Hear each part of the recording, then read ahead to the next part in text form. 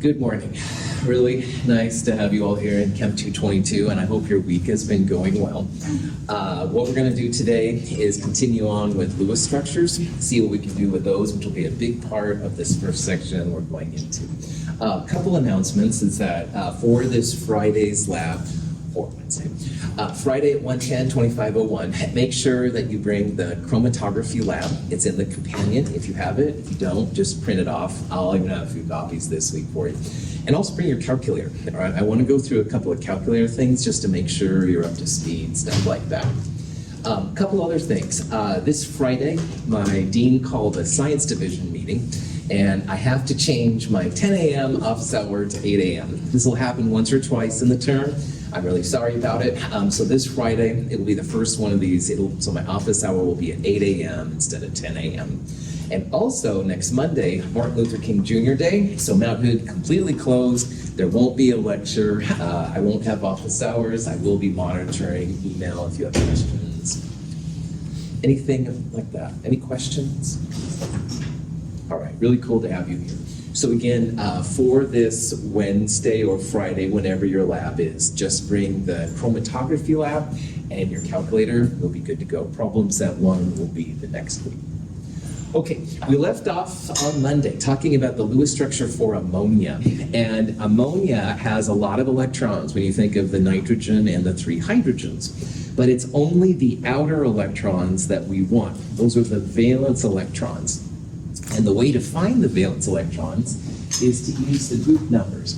Now again, we're using the quote-unquote American version of the periodic table where 1A and 2A are on the far left, and 3A through 8A are on the far right.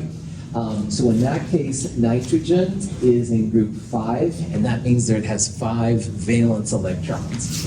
Now nitrogen, a neutral nitrogen, has 7 electrons total, so that means that 7 minus 5 is going to have 2 core electrons, and those are just the ones that are deeper inside. Phosphorus right below it is also going to have 5 valence, and because it has 15 electrons total, 15 minus 5, it would have 10 core electrons. And hydrogen, number 1, has 1 valence electrons. So when you're drawing a Lewis structure, the first thing you've got to do is figure out the valence electrons, because those are the ones that are going to bond with the molecule. So that means 5 plus 3 times 1, 8 valence electrons total. That's the glue that's going to hold this molecule together. Now, in a Lewis structure, we talk about bonding pairs and lone pairs, pairs of electrons. So almost always, I will divide the total valence electrons by 2. That means that there are 4 pairs of electrons in this molecule. And I'll show you what this means in a little bit. Now, the central atom will be a bigger deal here pretty soon. The central atom is usually the first atom listed, which in this case is nitrogen. It's going to be the lowest affinity for electrons. Electronegativity will be our fancy word later on, but we haven't talked about that yet, so I'm foreshadowing. Anyway, in this case, it has to be nitrogen. Nitrogen can never be hydrogen. Hydrogen doesn't have enough electron power, so nitrogen is the central atom. Now, the first thing I would do, which I did on the blackboard right here, is I would literally put nitrogen in the middle of hydrogens, all right? And Aiden puts his hydrogen up there instead of down there, no big deal, all right? Kaylin has them as an X dot, like 1, 1, 1, that's fine, all right? Any way you want to do it, but put the hydrogens around the nitrogen. And what you can do then is use these pairs to connect the outer atoms to the inner atoms. Now, the first thing is you want to use what's called a bonding pair. And a bonding pair is represented by a line. Don't use dots. A line shows that you have a connection with those outer atoms to the inner atoms. Each one of these lines represents 2 electrons. So I have 3 pairs or 6 electrons shown in these 3 lines. I can subtract 3 from my pairs. I have 1 pair left. And the last thing you want to do with this pair then is put it somewhere where the atom can handle a little bit more. Now, hydrogen will only be able to handle a single bond, like you see with these guys right here. So in this case, that last pair is going to go on the nitrogen. And this one you would write as 2 double dots, which represents a lone pair. And a lone pair represents electrons which are exclusively on this atom. They're not being shared. So these lines represent electrons being shared between the N's and the H's, but this represents 2 electrons on the nitrogen itself. Most of the molecules we see will have a total of 4 pairs of electrons around a central atom. And again, pairs can be lone pairs like this one, and they can be bonding pairs. So this nitrogen here has 1, 2, 3, 4 pairs, and 4 pairs gives it what's called an octet. And an octet is usually a sign that a molecule is stable. We're going to talk about some exceptions to that, of course, later, but more often than not, i.e. all the time in Chem 104 and Chem 151, 4 pairs is what you want. Any questions on that process? Cool. So here's a question you might see. This one says, which of the following Lewis structures is correct, or is or are correct, all right? And if you look at all of these, first of all, this one right here has 1, 2, 3 pairs around the nitrogen, but it only has 3. And more often than not, these molecules are going to want to have 4 pairs around them.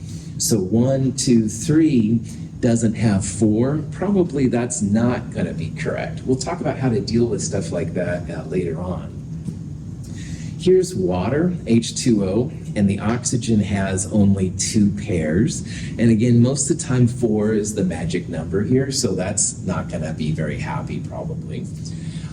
Fluorine, 1, 2, 3, it doesn't have 4, so that's probably not cool. But the phosphorus right here has 1, 2, 3, 4 pairs around it. So if you had to guess, using the rules we have so far, you'd say that only structure 3 there is correct. These other ones are wonky. We'll talk about how to figure those out later. But for right now, looking for that 4 pairs, pretty cool. Any questions? Okay. Now, let's do another example of a Lewis structure. We're going to do a lot of them in the next couple of weeks. Sulfites are preservatives that are found in a lot of wines. And if you look on the back of wines, just so you know if you're under 21, 19 in Canada, but anyway, sulfites, a lot of times say this substance contains sulfites. Apparently some people have allergic reactions to them or whatever, so anyway, neither here nor there. Sulfite is a polyatomic ion from Chem 221, one of the things that we talked about a lot. Now with sulfite, the central atom, usually the first atom listed, all right? Sulfur is definitely going to be the central atom here. Now, valence electrons is the next thing you've got to do. So sulfur and oxygen are both in group 6. So again, I'm basically ignoring the atomic numbers for the electrons unless you want to find core electrons. I'm just looking at the group number. So because both sulfur and oxygen are 6, it's like 6 for the sulfur plus 3 times 6 for the 18. Now, if your species has a charge, you want to add electrons if they're negative, and you want to take away electrons if they're positive. And I know this is a little weird sometimes, but it is really important. A negative charge means extra electrons. So because sulfite has a -2 charge, we're going to add 2 more electrons to it. So 6 plus 18 is 24, plus 2, 26 electrons total. And if you divide that by 2, 13 pairs. Any questions on that? All right, so the next thing to do, sulfur in the middle, put the oxygens around the outside, and you want to connect them with a bonding pair, all right? That just keeps the outer oxygens connected to the sulfur, keeps them from floating away. These are called sigma bonds, by the way. Sigma bonds we saw on Monday where when head-to-head overlap of orbitals, you just need to know that a single bond is a sigma bond for right now. Now, each one of those is a pair of electrons.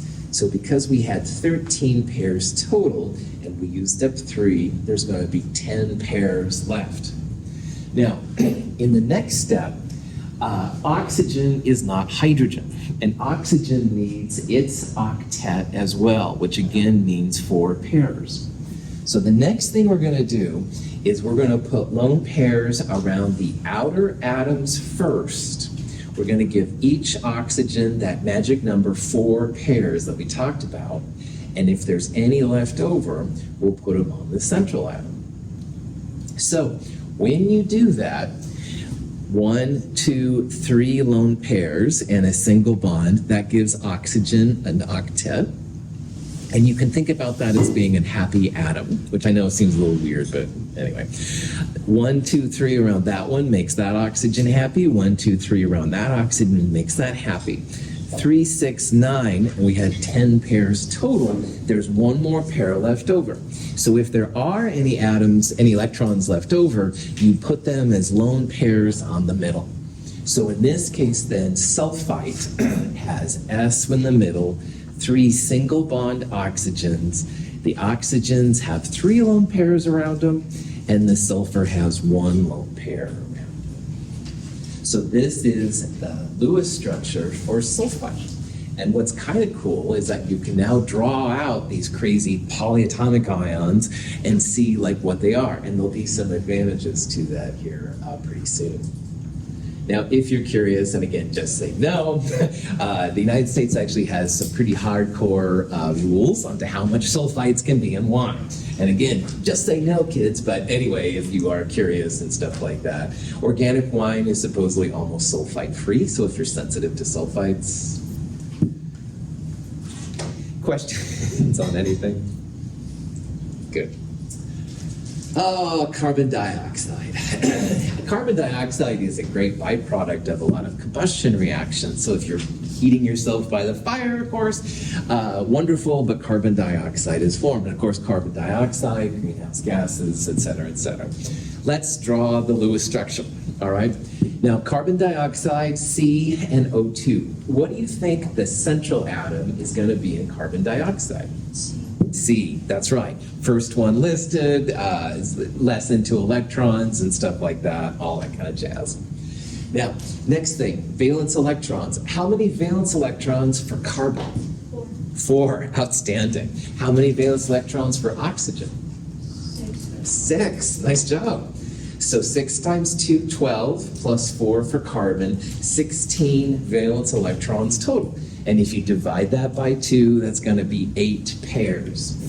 So carbon in the middle, oxygen's on the outside. First thing you want to do is connect the outer atoms to the inner atoms. Keep those oxygens from floating away. Now we had 8 pairs, and we put 2 pairs right there. What do we do next with a Lewis structure since we have more electron pairs?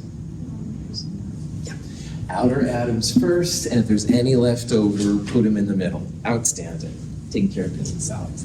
So here's the sigma bonds, all right? Just 2 lines, connects those oxygens, keep them from going down to 7-Eleven and getting a big gulp. I don't know where that came from, but that's what came to my head, and I apparently have diarrhea of mine. All right, prop that back on. Next thing you do, lone pairs around the outside atoms first, and if there's any left over, put them on the inside. Now that's going to be important here for a second, so I want to repeat that. You put the lone pairs on the outside atoms first, and if you have any left over, you put them on the inside. So because we had a total of 8 pairs, 2 pairs went 1 and 1 right there, then that means we put 3 lone pairs around each oxygen, and now we've run out of electrons. Now, do your oxygens have an octet around them? Yes. An octet means 4 pairs. Could be bonding pairs, could be lone pairs, or any combination. The oxygens right now have 1, 2, 3 lone pairs and 1 bonding pair for 4. And this oxygen is the same. But does the carbon have an octet? No, right on. Carbon in this structure, as written, is not a happy atom, all right? And happiness is so, anthropologically incorrect here. But anyway, happiness in my world means stable, all right? Carbon here is not going to be a stable atom. I should use that instead of happy. So because of that, we have to give carbon a little more electron density. Carbon wants to have an octet as well. And we're going to see that for all practical purposes, carbon will always have an octet, all right? So in this case, what we're going to do is we're going to take one lone pair from each oxygen and put a second bond over the single sigma bond, all right? So these red lines right here, it's a second bond over the black sigma bonds. And the red lines represent what's called a pi bond. And this is not the math pi 3.1416, blah, blah, blah, blah, blah. All right, this is a pi bond, all right? It's a special kind of bond. And earlier on Monday, I was talking about, I think it was with Clifford, I was like single handshake, strong, but double handshake, even stronger. CO2 has two of these double bonds, all right? CO2 is really stable. It is hard to get rid of. It is so stable. That's why we have problems with greenhouse gases, all that kind of jazz. But that's neither here nor there. What we're doing right now is talking about the bonding. So I would describe each carbon-oxygen bond in CO2 as a double bond because it has two bonds to it, all right? The first line you draw is a sigma bond. The second line you draw is a pi bond. So a double bond is a sigma plus a pi bond, and it's a lot stronger than just a single bond.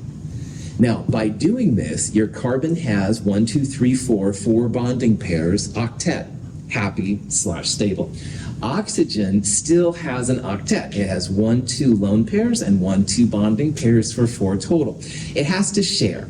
All right, oxygen was being a little greedy at first, so we said, come on, share your toys. Anyway, oxygen still has 4 pairs, all right? It's still stable, all right? It's still happy, all right?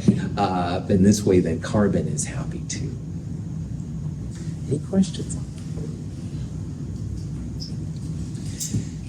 Double bonds, and sometimes even triple bonds, are often seen. And there are certain atoms that do it more often than others. Carbon, oxygen, phosphorus, nitrogen, arsenic sometimes, sulfur, selenium sometimes. Lots of these different ones will have double bonds. I will talk about how this all works here. But just realize that the more bonds you have, of course, the more energy it takes to break those two atoms apart. Carbon dioxide has 2 of them, and that's why it's a little bit more difficult than to get rid of it. Let's do another one, sulfur dioxide, all right? Now, first of all, a warning. You're gonna do a lot of these little structures, and you all have other things to do. So we saw earlier that carbon dioxide was this structure, and you're like, Russell's just making me do lots of work and I don't feel like doing it, and boy, I understand completely. But anyway, let's say you draw this, SO2. Oh yeah, that's good. No, no. And here's why. You've got to count your electrons, all right? You will get in the habit. You'll just say, oh, this is all tetrahedral. You'll see what that means a little bit. No. Count your electrons, man. So this is an example where CO2 and SO2, they might at first seem like they're similar, but there are differences. So don't use this kind of structure. All right. Anyway, SO2, sulfur is the middle one. Valence electrons, sulfur is 6, oxygen is 6, 6 times essentially 3, 18 divided by 2, 9 pairs. Sulfur in the middle, draw a sigma bond between the oxygens to keep them connected. Lone pairs on the outside atoms first, remember that's important. But the difference now is that sulfur dioxide, there was one more pair of electrons.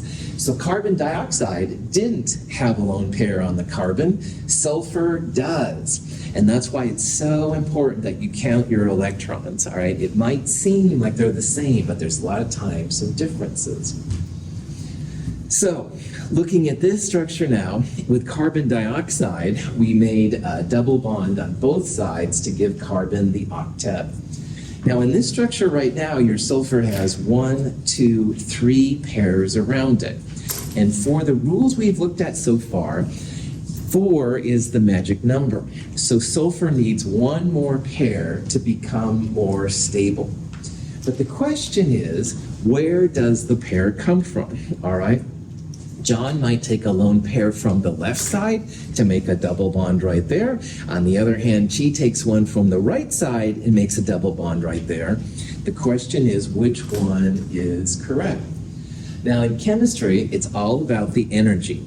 And energetically, there's no difference between taking a lone pair from the left or a lone pair from the right. They're energetically similar structures. So this leads to two structures, one where the double bond is on the quote-unquote left, one is where the double bond is on the quote-unquote right. And those two structures are energetically equivalent to each other. So this introduces the idea called resonance. And resonance is where a double bond has more than one location to go. Sometimes there's two places, like here. Sometimes there's three or even four. In the real world, SO2 is a combination of those two structures. Like sometimes it'll be on the left, sometimes it'll be on the right, or you can even think about it if you want. I will put the lone pairs on. You can think about it like the double bond is kind of half on the left and half on the right. So sometimes you will see scientists write little dot, dot, dot, dot, dot kind of pi bonds. That's trying to represent the resonance structure. But just realize that SO2 is a mixture of these two, because really there's no reason why the left or the right is better. Resonance has major implications for stability of molecules that we'll see here pretty soon. Any questions? Cool. So here's a question. Let's say we wanted to find the Lewis resonance structure for NO2. And what I'd like to do on this one is kind of go through it real fast. First of all, N2O, dinitrogen monoxide, is infamous in the real world. If you're a fan of cheesy movies, and for those of you that are new to my teaching style, I'll reference way too many movies, especially Star Trek, but that's beside the point. Fast and the Furious, they push the NOS button, N2O. Woohoo! On the other hand, laughing gas, the dentist, nipple heads, whatever. Anyway, all of these things are also N2O as well. N2O is a lot different than NO2, nitrogen dioxide. But anyway, neither here nor there. For this Lewis structure, nitrogen is 5, there's 2 of them. Oxygen is 6, so there's 16 valence electrons, 8 pairs total. First atom listed, usually the central atom, and it is here. So I'm going to put an N on the outside and an O on the outside. 1, 2 of my 8 pairs to put single bonds, and then with my 6 pairs left, outer atoms first, inner atoms at the end, but I don't have any. So you can see where this problem is coming from. Your nitrogen only has 2 pairs in the middle, and it wants to have 4. So one thing you could absolutely do is take a lone pair from each side, one from the nitrogen and one from the oxygen, and make an NO double bonded system.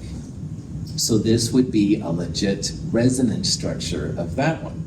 But why I say it's a resonance structure is because you could take 2 lone pairs from this one and make a triple bond between the nitrogens. So you could have an NN triple bond and an O single bond like right there. And that would be fine. On the other hand, leave the nitrogen alone, make a triple bond with the oxygen. So to do this, I took 2 lone pairs off the oxygen, made a triple bond. Everything has an octet around it. It's still happy. So this one right here, this one right here would be the NO triple bond version. But this one right here is going to be the right answer. What's wrong with the nitrogen in the middle here? More than 4 pairs. Well done. Notice how nitrogen has 1, 2, 3, 4, 5 pairs around it. And we're going to see that these atoms love to have only 4. So either seeing that something's wrong here with the central atom, the nitrogen, having too many pairs, that's cool, or it's just weird. This would not be a good resonance structure for N2O. So N2O also has lots of resonance structures. You can have triple bonds, 2 double bonds. Oh yeah. Questions? Oops. I just hit the button. Sorry about that. Looks like I didn't do it. So if you wish to enter it, you can. As long as you do it once in a class, honestly, it counts. But okay, do as I say. Now, Some atoms follow the octet rule absolutely, with no exceptions, all right? But some atoms can go less than an octet, and some atoms can have more than an octet. So I'm showing you examples here of two of the exceptions to the octet rule. Now this is really what makes Chem 222 Chem 222. In Chem 104 and 151, we only go up to an octet, all right? But in reality, there are quite a few atoms that can either go less than an octet, like this BF3 here with 3 bonds around it, or can go more than an octet. Now this sulfur compound actually has a lone pair right here. This is called a molecular structure. We'll talk about that later. So BF3 has only 3 pairs. That would be under the octet rule of 4 pairs. On the other hand, this sulfur has actually a lone pair right here. That would be an example of a sulfur with 5 pairs around it. So we're going to talk about when you can have these exceptions to the octet rule. Now, most of the time in our bodies, all right, and things we eat and drink, things follow the octet rule. It's by far the more common way.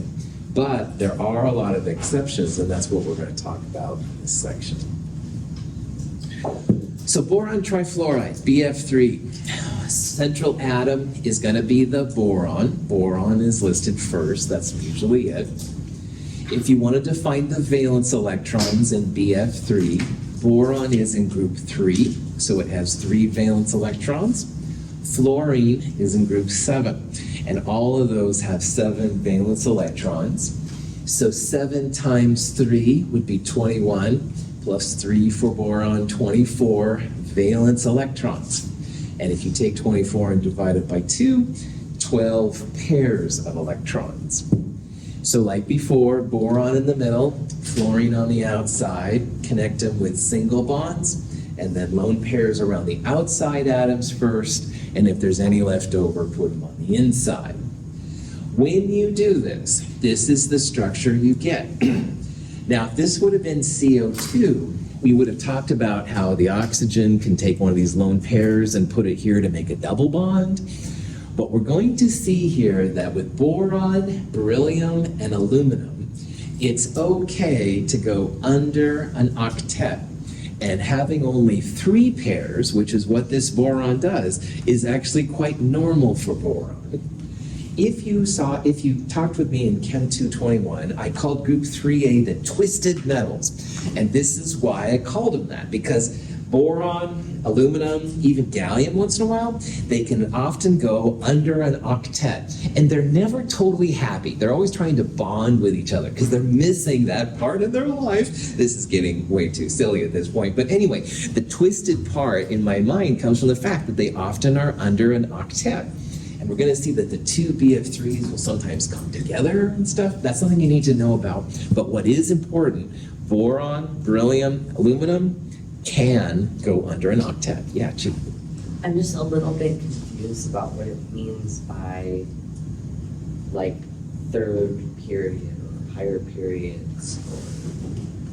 We haven't gotten to that yet, but we will on the next slide. So hang tight on that thought. That's going to be important for ones that go over the octet. So yeah, so just hold on to that thought for just a second and I will address it. So again, I cough sometimes not because I have a cold, because I want you to know something. Anyway, boron, beryllium, aluminum can go under an octet. Sometimes they'll be okay with an octet, but they can go under, and that's important. You will never see carbon, nitrogen, oxygen, fluorine, most of the atoms, other nonmetals. You'll never see them go under, but boron, aluminum, beryllium. Questions? Good.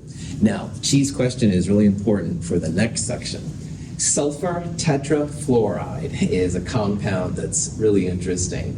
But anyway, let's go through a Lewis structure here real fast for it. So sulfur is going to be the central atom. It's the first atom listed. Valence electrons. How many valence electrons for sulfur? 6, good. And again, you look in the group number, sulfur like oxygen is in group 6, so it's gonna be that.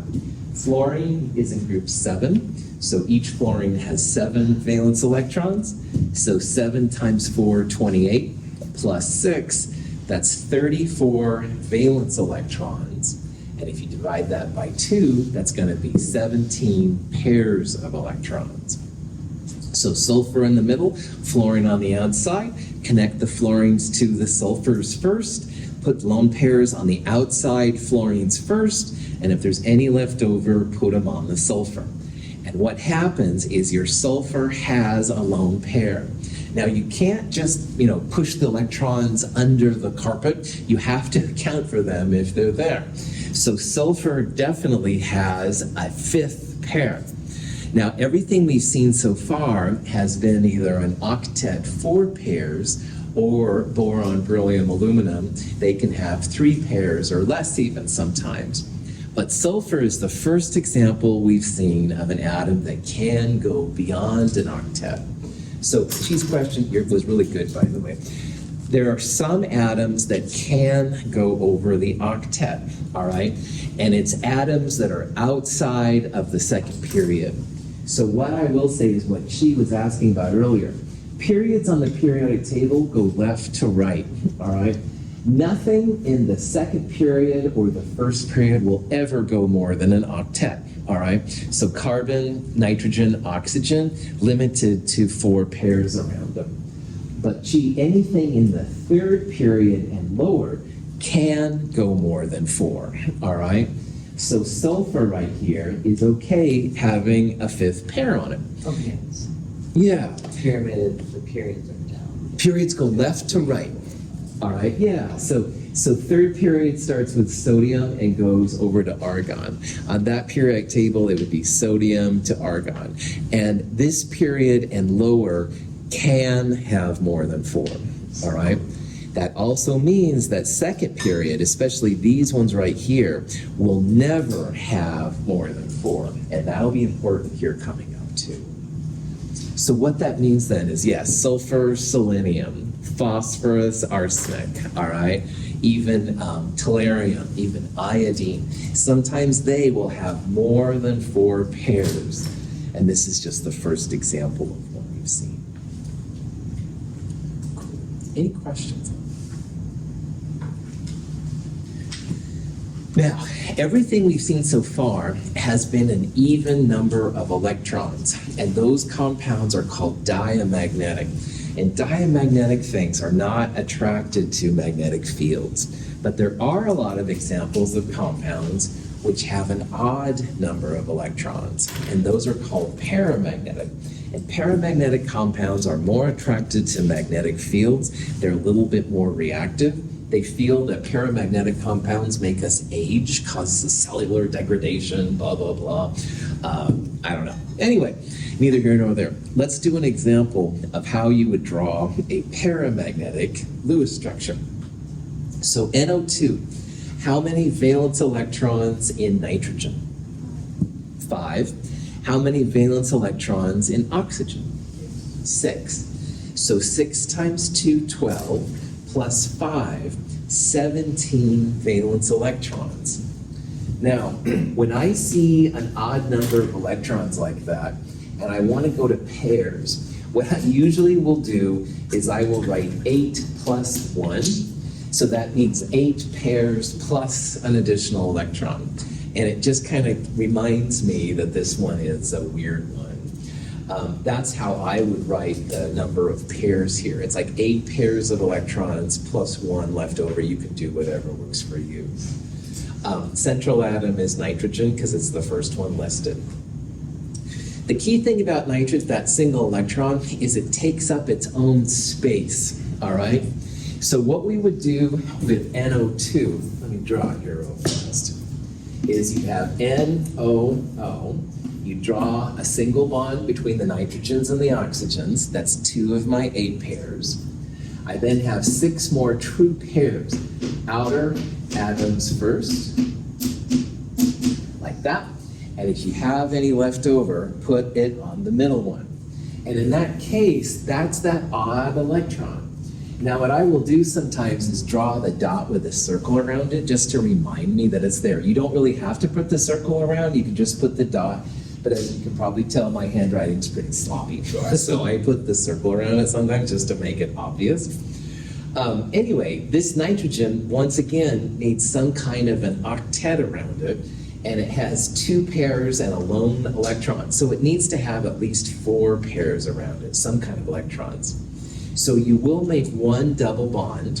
This is a resonating molecule. You can take the double bond from the left oxygen, you can take it from the right oxygen. In reality, the structure is kind of a mixture of the two. So NO2 is both resonating and paramagnetic, but that odd electron should be on the nitrogen. You won't see a lot of paramagnetic molecules, but if you do see one, this is kind of how it rolls.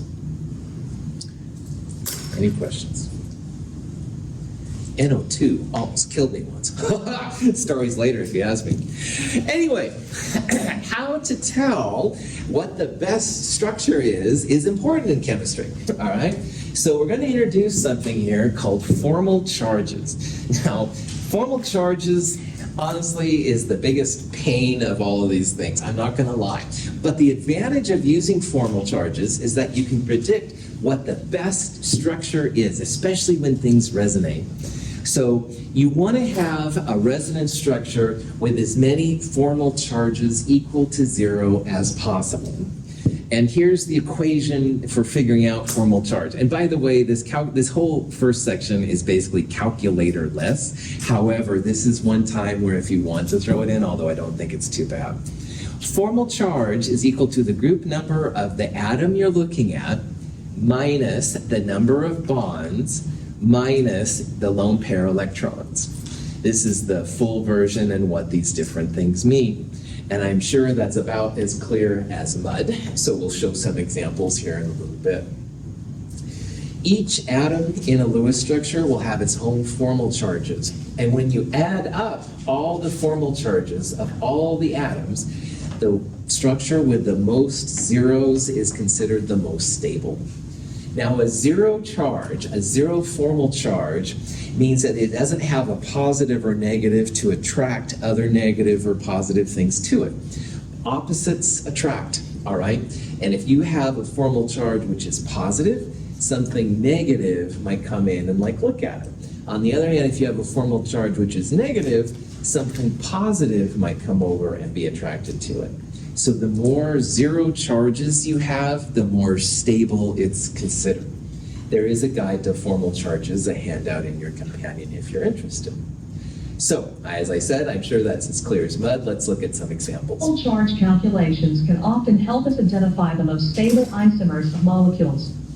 Consider the isomeric compounds, hydrogen cyanide and hydrogen isocyanide. Both structures have octets of electrons about carbon and nitrogen. The formal charge on carbon in hydrogen cyanide is 0. Similarly, the formal charge on nitrogen is 0. In hydrogen isocyanide, the formal charge on carbon is -1. The formal charge on nitrogen is +1. Because the formal charges are non-zero in hydrogen isocyanide, we can predict that this isomeric form is less stable than hydrogen cyanide, as found to be the case. This is, first one is hydrogen cyanide. This is a really toxic gas, really bad news. On the other hand, you can have this hydrogen isocyanide thing, which looks like this. I had a friend that studied isocyanides, and you had to keep it super cold because otherwise it would turn into this one. It was really a fascinating thing. But anyway, formal charges will tell us which of these is the more stable molecule, all right? Now, the official definition there, formal charge is group number minus bonds minus lone pair electrons. What's the group number for hydrogen? 1. Does it have, how many bonds does the hydrogen have? 1. Does it have any lone pair electrons? No. So the formal charge of the hydrogen is 0, all right? Every time you see a hydrogen with a single bond, it's going to be 0. And that shows it's a stable version of hydrogen. Hydrogen is happy. So the hydrogen here is not a problem. Now, let's do the carbon. What's the group number of carbon? 4, well done. How many bonds around this carbon atom? 4. And does the carbon have any lone pairs? Nope. So the formal charge of that carbon is 0. Last one, nitrogen. Group number of nitrogen 5. It has 1, 2, 3 bonds. This one has a lone pair, and each lone pair electron counts as the formal charge.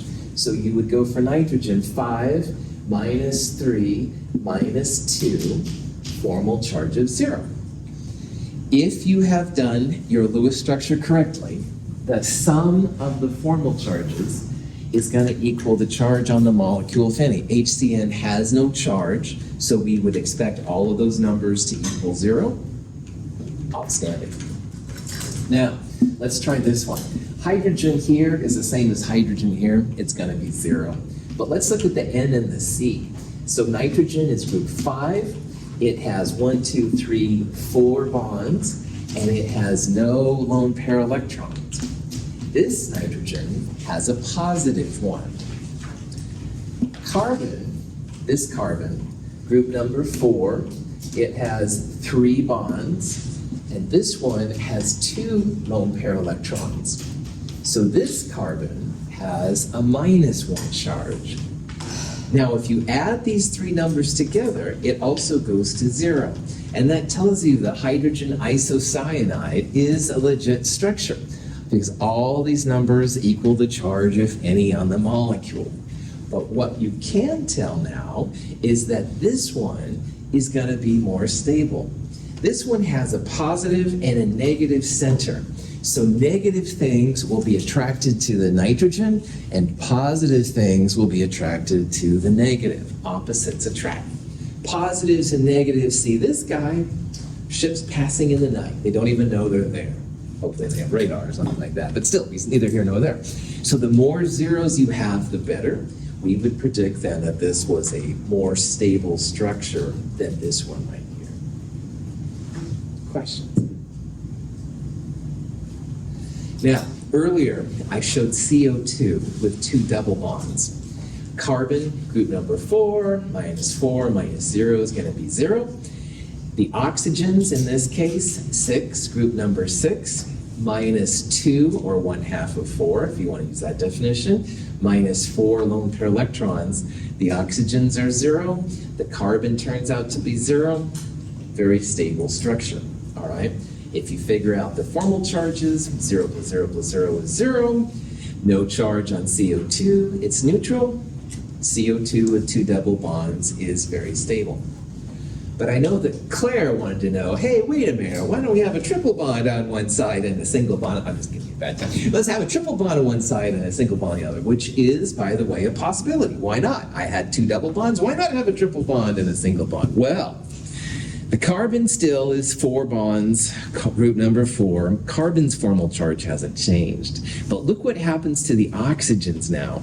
Oxygen with a triple bond, 6 minus 3, or 1/2 of 6, minus 2, positive 1. This one is 6 minus 1 minus 6, minus 1. Now, minus 1 plus 0 is still 0, still goes to 0, which is cool. But here's the punchline, all right? This is a valid resonance structure because all the formal charges do go to the charge on the molecule, but it's not as good. You've got more positives and negatives. So positive things will be attracted to this negative side, and negative things will be attracted to this positive side. So that's why I didn't show this resonance form earlier, all right? It's not as stable. This version is important, all right? Helps to make CO2 react with water to make carbonic acid, like in biology maybe you've talked about, but it's not as stable as the double bond O's on both sides. Those guys are just super stable, they don't move. Any questions? Okay. Most of the time, all right, we're going to see atoms like these in these kind of structures. So let's focus here on this part right here. This is oxygen. And if you want a formal charge of 0, oxygen with a double bond and 2 lone pairs, or 2 single bonds and 2 lone pairs, it's going to be 0. If you have a single bond oxygen with 3 lone pairs, you end up with a negative formal charge. On the other hand, we will see some examples of where there's like a triple bond or 3 bonds and stuff. Those are going to give oxygen a positive charge. And you can see the different variations. Carbon loves to have 4 bonds. Don't even focus on that one. That one's called a carbene, and you'll talk about in organic chemistry, the real pain in the butts. But anyway, neither here nor there. Carbon loves to have 4 bonds and no lone pairs around it. So if you ever draw a Lewis structure with a lone pair on the carbon, or even worse, a positive charge, probably not going to be real happy carbon. Any questions on that? Okay, so going back to boron trifluoride, why not draw a boron-fluorine double bond, all right? Because just like with CO2, you could take a lone pair, make a double bond. I said, oh, boron, aluminum, beryllium can go into the octet. Well, why? Why didn't I make a double bond?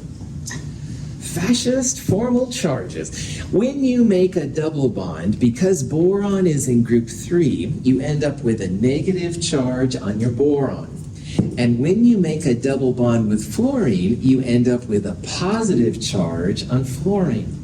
Now, all the halogens, group 7A, the up and down part, much prefer to be negative.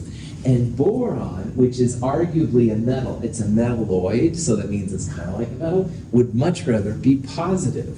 So this structure is really not good for boron and fluorine, and it really doesn't exist. I won't make never comments or always very much in chemistry, but I will say this one, is that fluorine never makes double bonds, all right? If you're in a gas phase next to a sun, I know what Aiden's thinking, but if those kind of things, then maybe, all right, you can have it for a little bit, but you won't have it for very long. Fluorine really doesn't like sharing its electrons, so. Any questions? So, if you wanted to figure out the charges, the formal charges for the formate ion, HCO2 minus 1. First of all, it's important to realize that this is a -1 ion, all right? Something's going to have a charge. So right away, we're going to discount the first answer here of 0, 0, 0, because something in your formal charge analysis has to be -1. The sum of all the charges must equal the ionic charge of N. Now, oxygen here, group number 6, minus 2 bonds, minus 4 lone pair electrons. This oxygen will have a formal charge of 0. Carbon, group number 4, 1, 2, 3, 4 bonds, so 4 minus 4, no lone pair electrons. It's also going to have a formal charge of 0. Carbon with 4 bonds and no lone pairs, always 0. But this is kind of the bad boy, or bad girl, or bad atom, whatever you want to call it. Oxygen, group number 6, 1 bond, 6 minus 1. Each lone pair electron counts, so 6 minus 1 minus 6. This one's going to have a -1 formal charge. So D would be the correct grouping. Hydrogen with 1 bond is always 0. Notice that all of these numbers together equal the -1 of the atom, the molecule itself, you can see. Any questions? Okay. The next thing that we'll do more on Friday than today is to talk about the geometry of molecules, how the things are put into space. And all of the molecular geometry is really cool. Like, why is this a pyramid and this is flat? And why is this a tetrahedron? And what the heck is up with caffeine, basically? And it all has to do with something called VESPER. VESPER is just an acronym for valence shell electron pair repulsion theory, all right? Clifford, I'm going to use you as an example. Hey, Clifford, what's going on? I get close to Clifford, like seeing him, stuff like that, but bear with me here for a second. I won't touch him. Yeah. But I get too close to Clifford. I get in his personal space, and he's being really cool, but he's starting to feel a little weird, and I would too, man. I apologize in advance. electrons and electrons coming together start to feel that, right? They want to get away from each other. So the electron pair repulsion part just means that those electrons are getting a little too close together and they start to freak out. So all the VSEPR is about trying to keep those negative electron repulsions as far apart from each other as they can. We'll talk about that more on Friday. Again, for this Wednesday, make sure you bring the calculator and the chromatography lab. Office hour changed on Friday from 10 a.m. to 8 a.m. No school on Monday. Have a good day.